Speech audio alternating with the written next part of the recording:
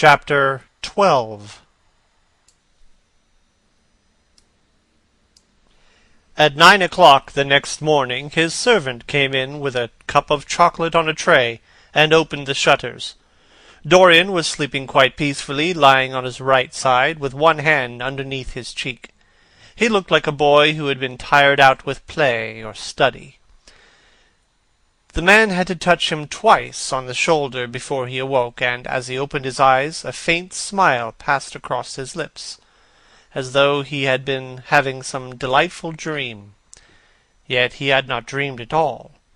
His night had been untroubled by any images of pleasure or of pain. But youth smiles without any reason. It is one of its chiefest charms. He turned round, and leaning on his elbow, began to drink his chocolate.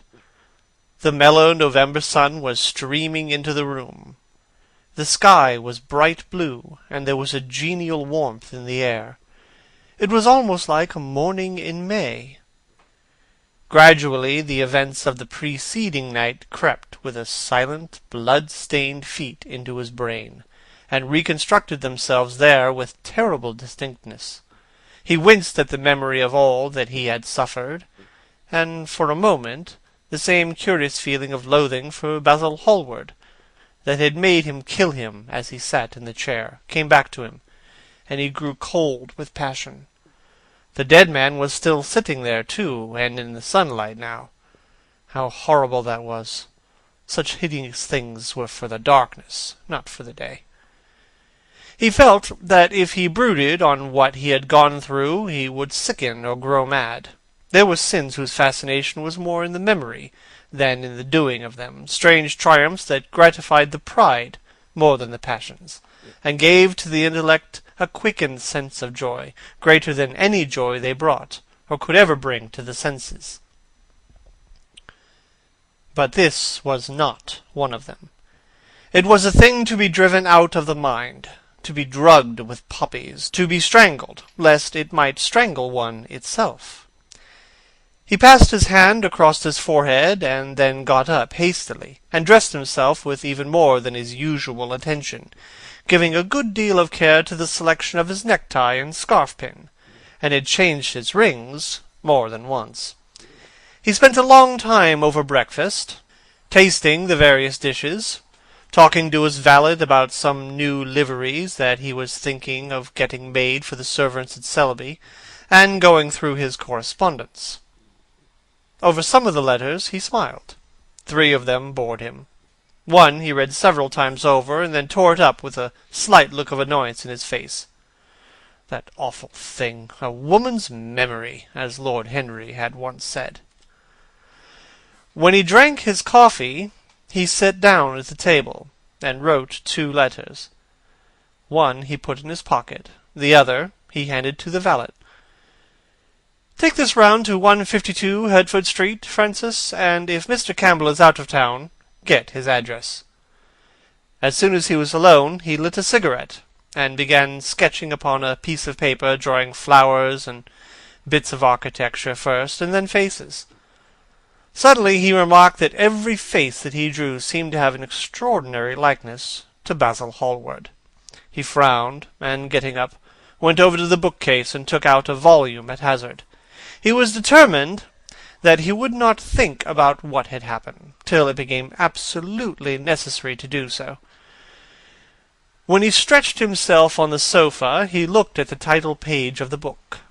It was Gautier, Un mot à Cams, Sharpenter's Japanese paper edition with a Jacquemart etching. The binding was citron-green leather with a design of gilt trellis work and dotted pomegranates. It had been given to him by Adrian Singleton.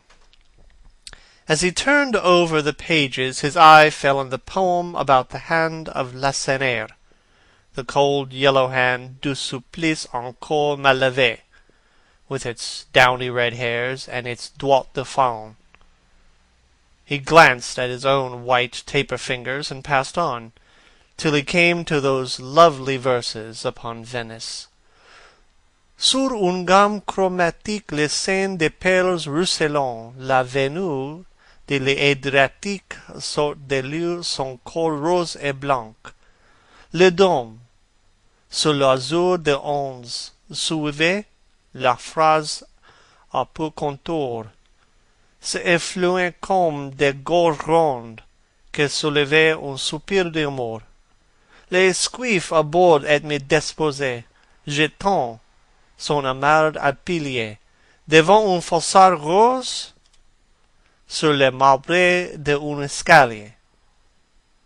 How exquisite they were!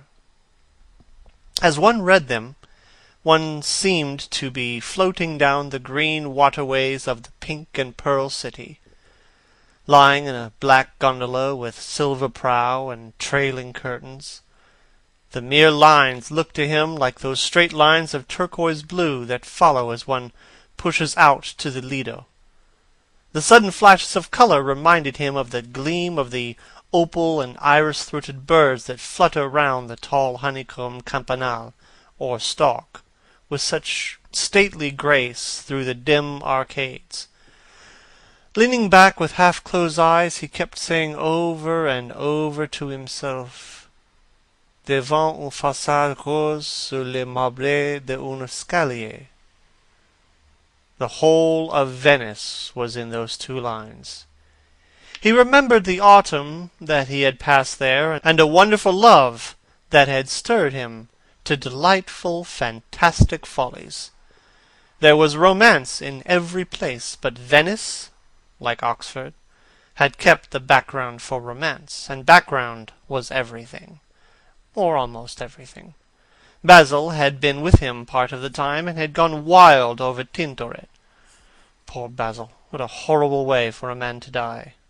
He sighed, and took up the book again, and tried to forget. He read of the swallows that fly in and out of the little cafe at Smyrna, where the Hadjis sit counting their amber beans, and their turbaned merchants smoke their long tasselled pipes, and talk gravely to each other, of the obelisk in the Palace de la Concorde, that weeps tears of granite in its lonely, sunless exile, and longs to be back by the hot, lotus-covered Nile, where there are sphinxes, and rose-red ibises, and white vultures with gilded claws, and crocodiles with small beryl eyes that crawl over the green, steaming mud, and of that curious statue that Gautier compares to a contralto voice, the Monstre Charmant that couches in the porphyry room at the Louvre. But after a time the book fell from his hand. He grew nervous, and a horrible fit of terror came over him. What if Alan Campbell should be out of England? Days would elapse before he could come back. Perhaps he might refuse to come. What could he do then? Every moment was of vital importance. They had been great friends once, 5 years before, almost inseparable indeed. Then the intimacy had come suddenly to an end. When they met in society now, it was only Dorian Gray who smiled. Alan Campbell never did.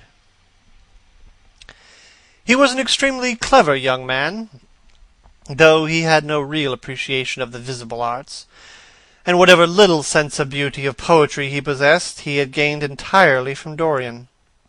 His dominant intellectual passion was for science. At Cambridge he had spent a great deal of time working in the laboratory, and had taken a good class in the natural science tripos of his year. Indeed, he was still devoted to the study of chemistry, and had a laboratory of his own, in which he used to shut himself up all day long, greatly to the annoyance of his mother, who had set her heart on his standing for Parliament, and had a vague idea that a chemist was a person who made up prescriptions. He was an excellent musician, however, as well, and played both the violin and the piano better than most amateurs. In fact, it was music that had first brought him and Dorian Gray together, music and the indefinable attraction that Dorian seemed to be able to exercise whenever he wished, and indeed exercised often without being conscious of it. They had met at Lady Berkshire's the night Rubinstein had played there, and after that used to be always seen together at the opera, and wherever good music was going on. For 18 months their intimacy lasted. Campbell was always either at Selby Royal or in Grosvenor Square. To him, as to many others, Dorian Gray was the type of everything that is wonderful and fascinating in life. Whether or not a quarrel had taken place between them, no one ever knew. But suddenly people remarked that they scarcely spoke when they met, and that Campbell seemed always to go away early from any party at which Dorian Gray was present. He had changed, too, was strangely melancholy at times, appeared almost to dislike hearing music of any passionate character, and would never himself play, giving as an excuse, when he was called upon, that he was so absorbed in science that he had no time left to practice. And this was certainly true. Every day he seemed to become more interested in biology, and his name appeared once or twice in some of the scientific reviews in connection with certain curious experiments. This was the man that Dorian Gray was waiting for, pacing up and down the room, glancing every moment at the clock, and becoming horribly agitated as the minutes went by. At last the door opened, and his servant entered. "Mr. Alan Campbell, sir." A sigh of relief broke from his parched lips, and the colour came back to his cheeks. "Ask him to come in at once, Francis." The man bowed and retired. In a few moments Alan Campbell walked in, looking very stern and rather pale, his pallor being intensified by his coal black hair and dark eyebrows. "Alan, this is good of you. I thank you for coming." "I had intended never to enter your house again, Gray. But you said it was a matter of life and death." His voice was hard and cold. He spoke with slow deliberation. There was a look of contempt in the steady, searching gaze that he turned upon Dorian. He kept his hands in the pockets of his astrakhan coat, and appeared not to have noticed the gesture with which he had been greeted. "It is a matter of life and death, Alan, and to more than one person. Sit down." Campbell took a chair by the table, and Dorian sat opposite to him. The two men's eyes met. In Dorian there was infinite pity. He knew that what he was going to do was dreadful. After a strained moment of silence, he leaned across and said very quietly, but watching the effect of each word upon the face of the man he had sent for, "Alan, in a locked room at the top of this house, a room to which nobody but myself has access, a dead man is seated at a table. He has been dead 10 hours now. Don't stir. And don't look at me like that. Who the man is, why he died, how he died, are matters that do not concern you. What you have to do is this. Stop, Gray. I don't want to know anything further. Whether what you have told me is true or not true doesn't concern me. I entirely decline to be mixed up in your life. Keep your horrible secrets to yourself. They don't interest me any more. No, Alan, they will have to interest you. This one will have to interest you. I am awfully sorry for you, Alan, but I can't help myself. You are the one man who is able to save me. I am forced to bring you into the matter. I have no option. Alan, you are a scientist. You know about chemistry and things of that kind. You have made experiments. What you've got to do is destroy the thing that is upstairs, to destroy it so that not a vestige will be left of it. Nobody saw this person come into the house. Indeed, at the present moment he is supposed to be in Paris. He will not be missed for months. When he is missed, there must be no trace of him found here. You, Alan, you must change him, and everything that belongs to him, into a handful of ashes that I may scatter in the air. You are mad, Dorian. I was waiting for you to call me Dorian. You are mad, I tell you. Mad to imagine that I would raise a finger to help you. Mad to make this monstrous confession. I will have nothing to do with this matter, whatever it is. Do you think I'm going to peril my reputation for you? What is it to me what devil's work you are up to? It was a suicide, Alan. I am glad of that. But who drove him to it? You, I should fancy. Do you still refuse to do this for me? Of course I refuse. I will have absolutely nothing to do with it. I don't care what shame comes upon you. You deserve it all. I should not be sorry to see you disgraced, publicly disgraced. How dare you ask me, of all men in the world, to mix myself up in this horror? I should have thought you knew more about people's characters. Your friend Lord Henry Wotton can't have taught you much about psychology, whatever else he has taught you. Nothing will induce me to stir a step to help you. You have come to the wrong man. Go to some of your friends. Don't come to me. Alan, it was murder. I killed him. You don't know what he made me suffer. Whatever my life is, he had more to do with the making or the marring of it than poor Harry has had. He may have not intended it, but the result is the same. Murder. Good God, Dorian. Is that what you have come to? I shall not inform upon you. It is not my business. Besides, you are certain to be arrested, without my stirring in the matter. Nobody ever commits a murder without doing something stupid. But I will have nothing to do with it. All I ask of you is to perform a certain scientific experiment. You go to hospitals and dead houses, and the horrors that you do there don't affect you. If in some hideous dissecting room or fetid laboratory you found this man lying on a leaden table with red gutters scooped out in it, you would simply look upon him as an admirable subject. You would not turn a hair. You would not believe that you were doing anything wrong. On the contrary, you would probably feel that you were benefiting the human race, or increasing the sum of knowledge in the world, or gratifying intellectual curiosity, or something of that kind. What I want you to do is simply what you have often done before. Indeed, to destroy a body must be less horrible than what you are accustomed to work at. And remember, it is the only piece of evidence against me. If it is discovered, I am lost. And it is sure to be discovered unless you help me. I have no desire to help you. You forget that. I'm simply indifferent to the whole thing. It has nothing to do with me. Alan, I entreat you, think of the position I am in. Just before you came, I almost fainted with terror. No, don't think of that. Look at the matter purely from the scientific point of view. You don't inquire where the dead things on which you experiment come from. Don't inquire now. I've told you too much as it is, but I beg of you to do this. We were once friends, Alan.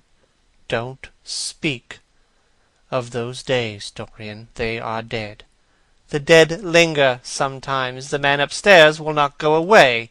He is sitting at the table with a bowed head and outstretched arms. Alan, if you don't come to my assistance, I am ruined. Why, they will hang me, Alan. Don't you understand? They will hang me for what I have done. There is no good in prolonging this scene. I refuse absolutely to do anything in the matter. It is insane of you to ask me. You refuse? Absolutely? Yes. The same look of pity came into Dorian's eyes. Then he stretched out his hand, took a piece of paper, and wrote something on it. He read it over twice, folded it carefully, and pushed it across the table. Having done this, he got up and went over to the window.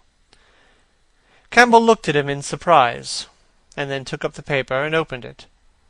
As he read it, his face became ghastly pale, and he fell back in his chair. A horrible sense of sickness came over him. He felt as if his heart was beating itself to death in some empty hollow. After 2 or 3 minutes of terrible silence, Dorian turned around and came and stood behind him, putting his hand upon his shoulder. "I am so sorry, Alan," he murmured. "But you leave me no alternative. I have a letter written already. Here it is. You see the address. If you don't help me, I must send it. You know what the result will be." But you are going to help me. It is impossible for you to refuse now. I tried to spare you. You will do me the justice to admit that. You were stern, harsh, offensive. You treated me as no man has ever dared to treat me, no living man, at any rate. I bore it all. Now it is for me to dictate the terms. Campbell buried his face in his hands, and a shudder passed through him. Yes, it is my turn to dictate terms, Alan. You know what they are. The thing is quite simple. Come, don't work yourself into this fever. This thing has to be done. Face it, and do it. A groan broke from Campbell's lips, and he shivered all over. The ticking of the clock on the mantelpiece seemed to him to be dividing time into separate atoms of agony, each of which was too terrible to be borne. He felt as if an iron ring was being slowly tightened round his forehead, and as if the disgrace with which he was threatened had already come upon him. The hand upon his shoulder weighed like a hand of lead. It was intolerable. It seemed to crush him. Come, Alan, you must decide at once. He hesitated for a moment. Is there a fire in the room upstairs? He murmured. Yes, there is a gas fire with asbestos. I will have to go home and get some things from the laboratory. No, Alan, you need not leave the house. Write on a sheet of notepaper what you want, and my servant will take a cab and bring the things back to you. Campbell wrote a few lines, blotted them, and addressed an envelope to his assistant. Dorian took the note up and read it carefully. Then he rang the bell, and gave it to his valet with orders to return as soon as possible, and to bring the things with him. When the hall door shut, Campbell started, and having got up from the chair, went over to the chimney-piece. He was shivering with a sort of ague. For nearly 20 minutes neither of the men spoke. A fly buzzed noisily about the room, and the ticking of the clock was like a beat of a hammer.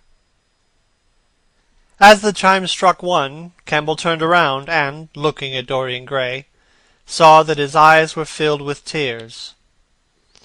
There was something in the purity and refinement of that sad face that seemed to enrage him. You are infamous, absolutely infamous, he muttered. Hush, Alan. You have saved my life, said Dorian. Your life? Good heavens, what a life that is!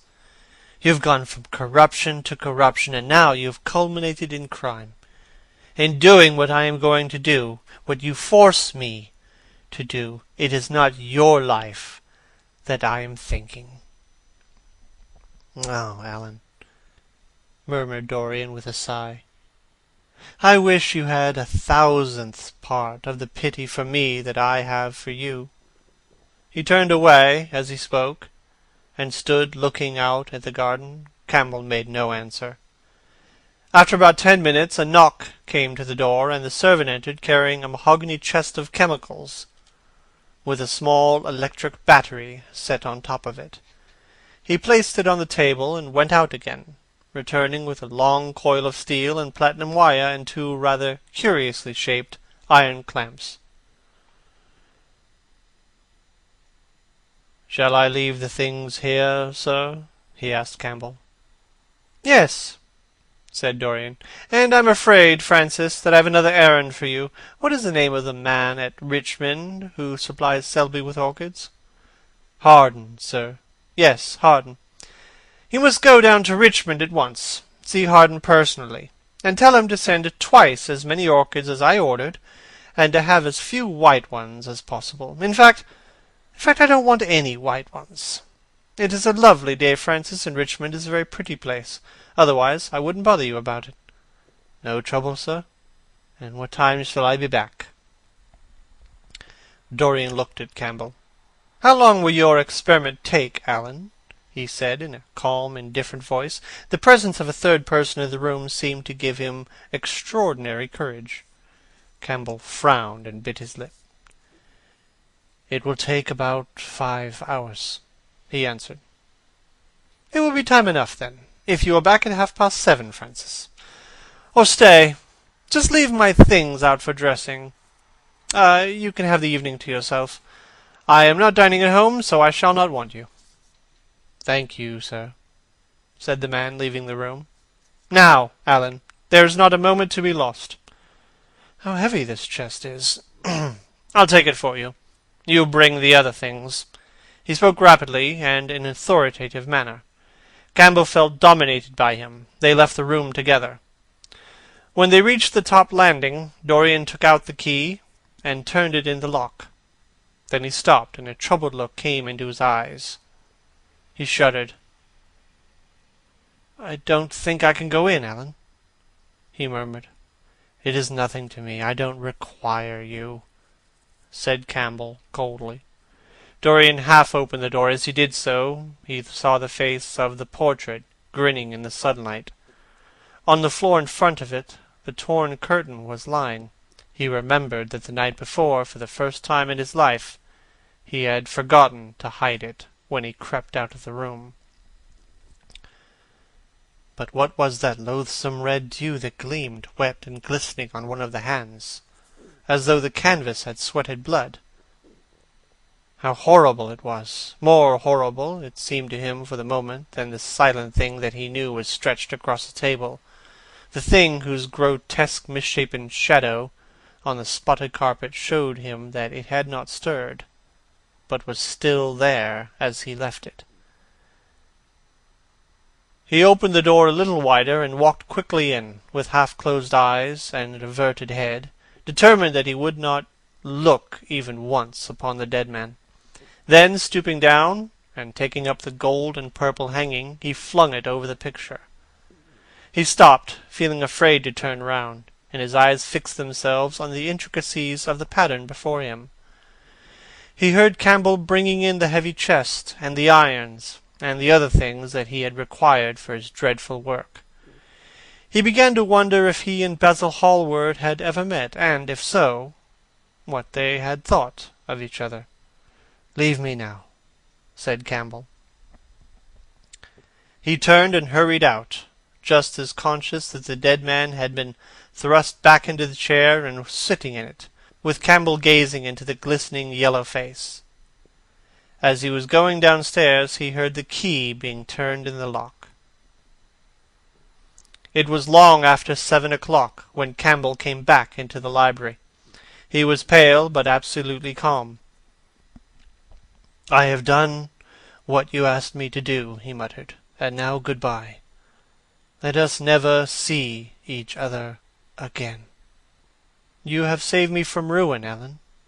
I cannot forget that," said Dorian simply. As soon as Campbell had left, he went upstairs. There was a horrible smell of chemicals in the room, but the thing that had been sitting at the table was gone. End of chapter 12.